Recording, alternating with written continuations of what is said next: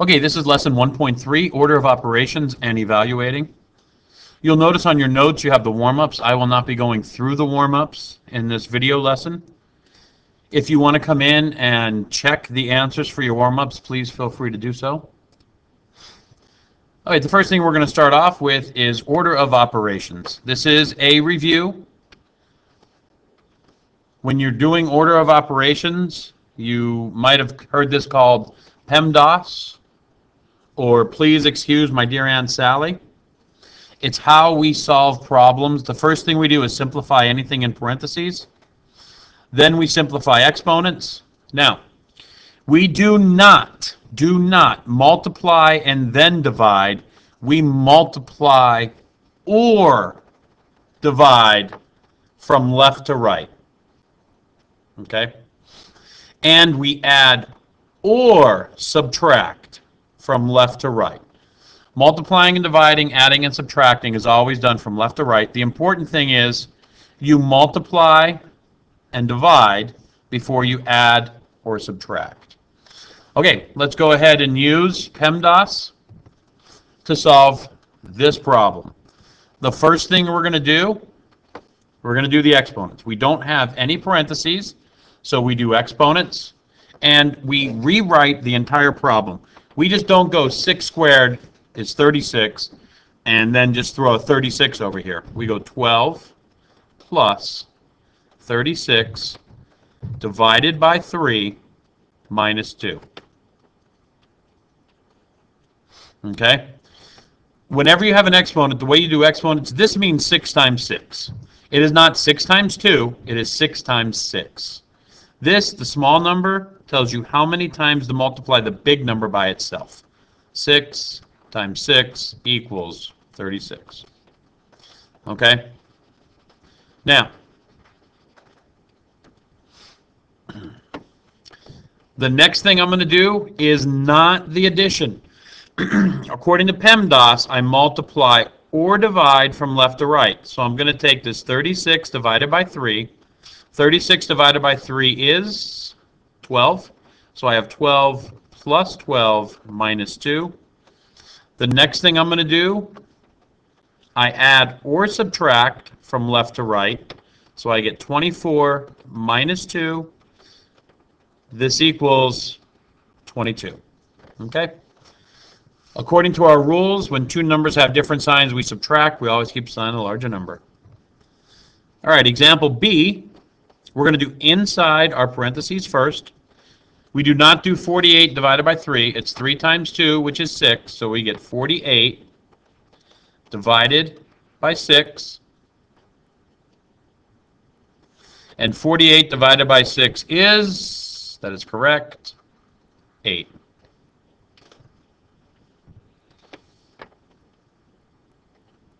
Okay. Now, number 1 and 2 you should be able to do on your own. Remember, this right here is 2 squared, so that means 2 times 2, which equals 4. Okay, that's the only hint I'm going to give you. Again, if you want to check your answers, please come and see me. When you have a division problem, a fraction, you have to simplify the top first, then simplify the bottom, then deal with your fraction. So 3 plus 6 squared. 6 squared is 6 times 6, so this is 3 plus 36 divided by 3. Notice how I rewrote the whole problem. 3 plus 36 is 39 divided by 3. Now I go ahead and deal with my fraction. 39 divided by 3 is, anybody know? 13. Very good. Circle your answer, please. Okay? So here, you're going to simplify the top first, then the bottom, then you'll go ahead and reduce your fraction. So 24 times 3. 24 times 3 is 12. 2 times 3 is 6, plus 1 is 7, 72. So I get 72 all over 5 plus 3 squared minus 2. Notice how I did my first step, simplified the top, and then rewrote the whole problem again And now I'm going to simplify the bottom. And I'm going to do this one step at a time. So I have 72 over 3 squared is 9, so 5 plus 9 minus 2. Let me change colors here. So now 5 plus 9, 72, 5 plus 9 is 14 minus 2. So this gives me 72 over 12. Now, 72 over 12. Oops, sorry about that. 72 over 12. How do I reduce this? Well, the first thing I ask myself is there a number that will go both into 72 and 12 evenly? And of course, 12 will go into 72 evenly. How many times does 12 go into 72? That is correct. 6 times. Okay? Now, the next thing we are going to do is we are going to talk about some definitions. Go ahead and pause if you need to write these definitions down. Okay, a variable. A variable in math or algebra is a number. So when you see x, when you see 3 plus x, this is 3 plus some number. It's not a letter anymore. It is a number. A value is the number that the variable equals. So 3 plus x equals 10. Well, 3 plus what equals 10? 7. So the value of x is 7. Okay. Substitution is to replace a letter with a number. We did substitution in matrices. We replaced a letter with a matrix. Evaluating the expression is replacing each variable in the expression with a number and then solving it. So here we go.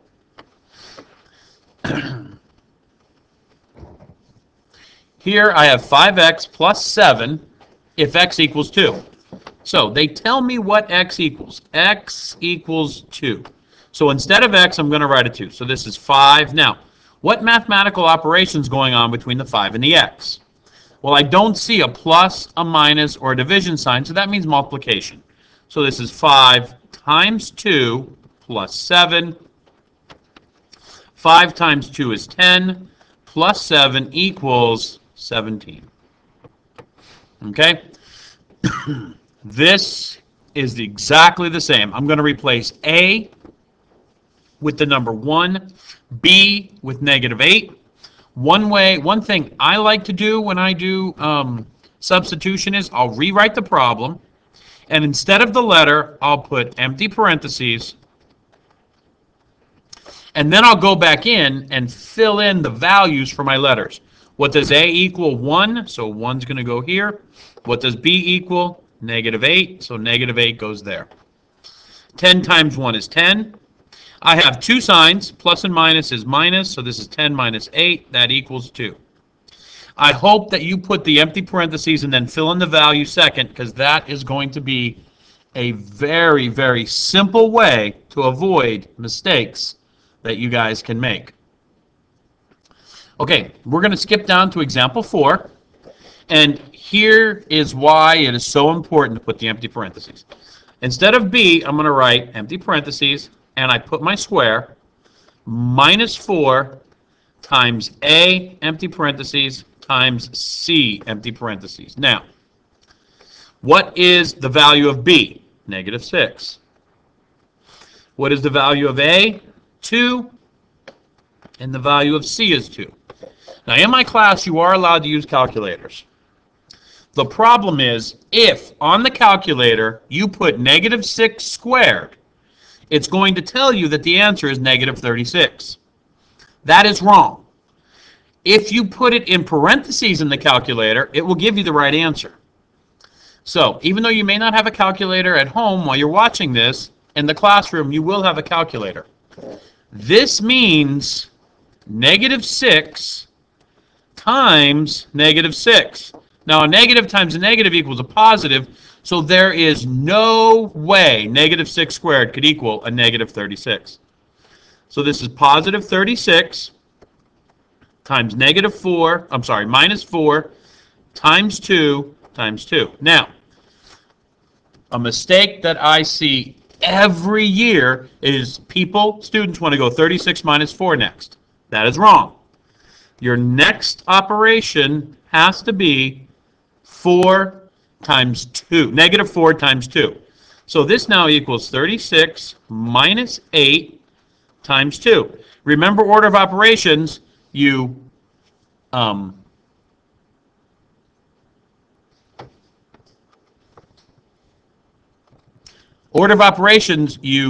multiply and divide before you add and subtract. So now, again, I have to do negative 8 times 2. 36 minus 16. Now I can go ahead and do the subtraction. If you did the subtraction here or here, you're going to get the wrong answer. So now 36 minus 16 is 20. These two numbers have different signs, so it's 36 minus 16. 0 and 2. Always keep sign a larger number, so your answer is 20. Okay? Go back up so we can see the whole problem here. There we go. Those are the steps. Okay. Same thing we're going to do here. Here's our problem. It's y2. This is not y squared. This is y2 minus y1. So I'm going to do this. y2 minus y1 over, that's a horrible line. See if I can do it a little bit straighter.